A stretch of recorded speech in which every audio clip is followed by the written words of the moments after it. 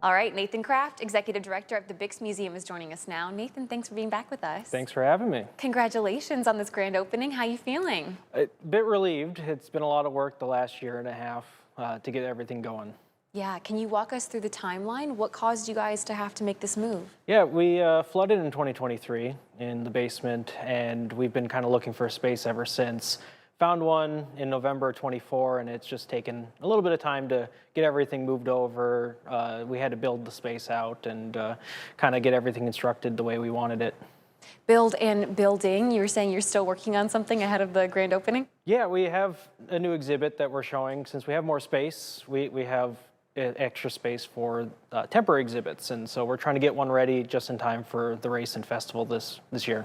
Can you give us a hint or tell us what this new exhibit's about? Yeah, it's similar to what's on the table. It's kind of a history of the festival, history of the race festival. It's been 55th year for the festival in 2 weeks, so we're trying to get stuff from all the way back in 1971 to present to kind of show that timeline and history of, how much we've had Bix in the Quad Cities, since 71 basically. Yeah. And for those that don't know, you talked about more exhibit space. What else does this new home offer you guys? Well, it's no longer in a basement. Yeah. We're right off of 2nd Yeah. Street. So when you walk right in from the doors, you see the exhibit, the museum. You're no longer, in a lobby of a building, having to go down an elevator, going through someone else's office. You're in our museum when you get off the floor, get right off the street. So you can now see us. You walk down 2nd, there's a museum now. And how many artifacts do you guys think you have in your new location? Well, I'd say we have over 20 instruments. We have a whole archives at the Davenport Library, lots and lots of real tapes and letters, so thousands of artifacts, you would really say. In the museum, like I said, over 20 instruments from musicians, Bix himself and all the musicians that a lot played with, including people like Eddie Condon, Miff Mole, which is one of our new objects, Frankie Trombauer, and a lot of them.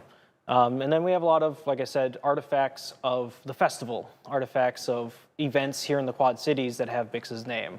And so we're really excited to kind of show off a lot of things, old and new. We're going to keep looking at some of these photos right now of the new space. This is all from the new museum space. You guys can go enjoy. But previously, the Bix Museum had been free to get into. That is changing now. Can you walk me through the decision to add an admission fee? Yeah, it's hopefully not a lot. I mean, admission's $8 for adults, $5 for seniors and children. Anyone under 5 is free. Museum members also have a free option as well. With the new space, we got more space. Our rent is a bit higher, and we want to be a permanent fixture of the downtown. And so as a nonprofit, we kind of need to be able to generate some revenue. And so we're hoping that the new space brings in more people, but also it keeps us sustainable. We'd love to be here forever and people to be able to enjoy the museum forever.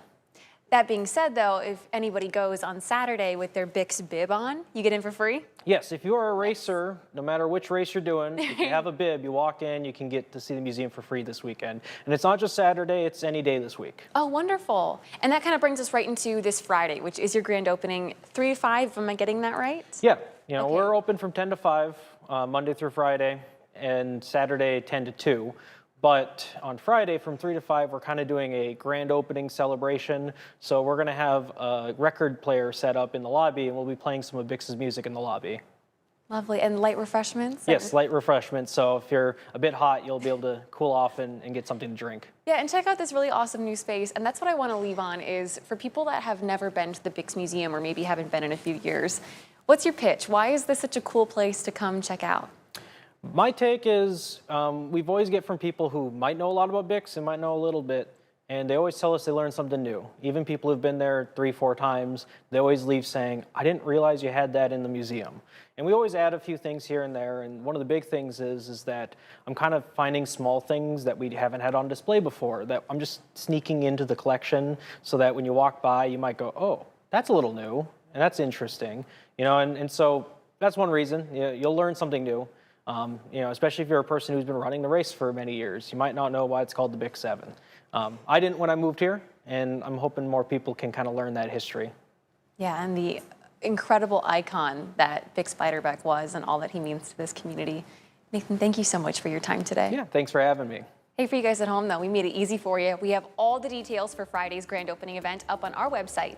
You just have to head over to WQAD.com and click on the As Seen on TV tab at the top of the homepage.